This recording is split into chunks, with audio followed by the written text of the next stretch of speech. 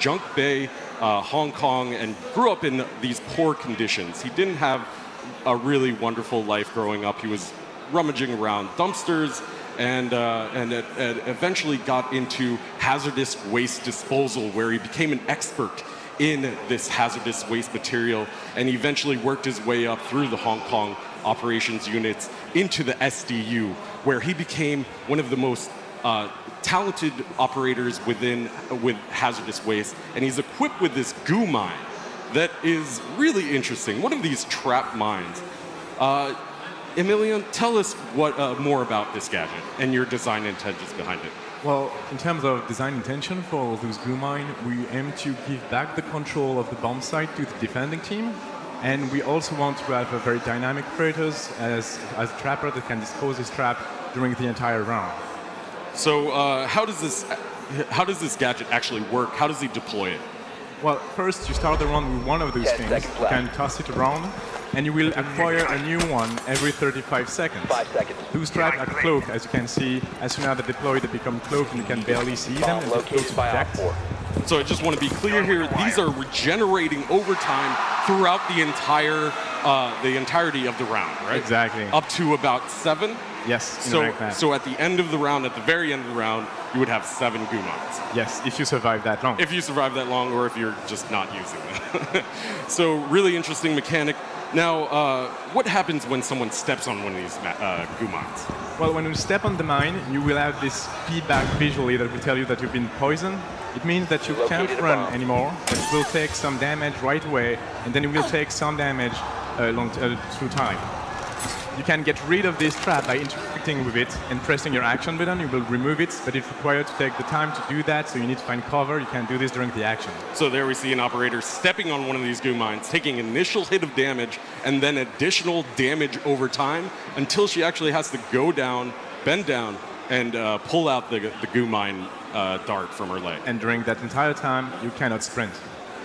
That's crazy. Yeah. So not only are you taking this damage over time, but you can't sprint. You can only walk around. So really inhibiting movement speed, and yes. While also adding damage onto that as well. So what happens from Lesion's perspective when one of these mines trip? Well, the thing is, you can see in your UI this white symbol that shows where your mine are deployed. And when the symbol disappears, it means that either an attacker stepped on one or destroyed it. So it gives you also a bit of information, and you can act on it, get a kill, or communicate to your teammates. So that's really interesting. So not only is it this really powerful trap mine that's cloaked, does damage over time, does the initial damage, and slows your opponent, but it also provides intel to Lesion himself, and only himself, right? He can only has all of his mines that he's deployed out. So he's really a powerful counter rush operator, is that right?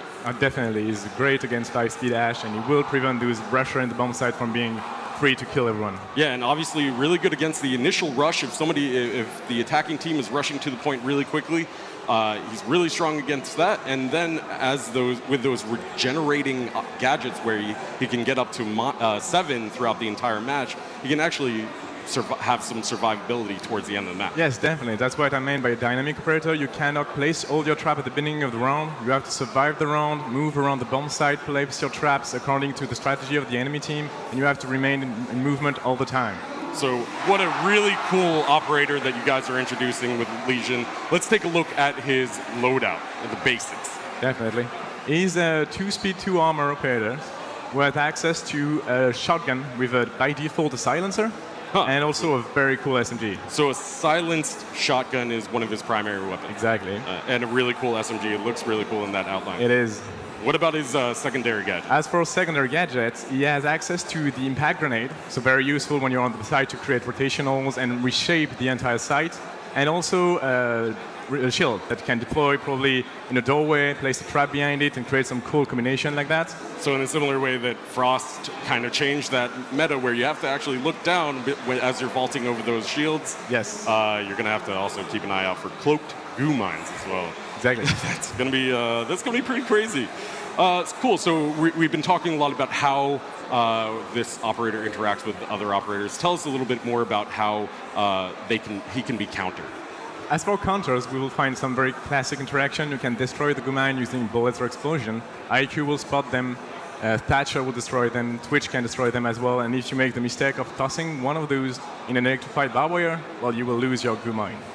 Oh man! So because Bandit's battery just destroys everything. Exactly. Yeah. So there's also a few counters to other attacker operators that he has, right? Yes. That he is strong against. Yeah. We talked earlier about countering 5-speed or extremely fast operators like Ash mostly, but other 3-speed operators and rushers. But he's also very strong against others, like Montaigne, for example. If Montaigne step on one of those mines, he will have to unextend his shield to remove the mine, leaving him even more exposed. Similarly, Glass, when entering the bomb site through smoke with his thermoscope, if he steps on one of those things, well, since he's aiming down sight, he won't find them, and he will be affected by the mine. He won't be able to have this push the way he wanted to. So that's a really, really powerful counter to that rush push that we were talking about. Any kind of push. Yeah, I mean, any kind of push, but especially that Montaigne, that's a really strong counter, especially if he's trying to do like a late game push, and or maybe he's just blocking off a doorway, and you just want to like throw a couple mines around him.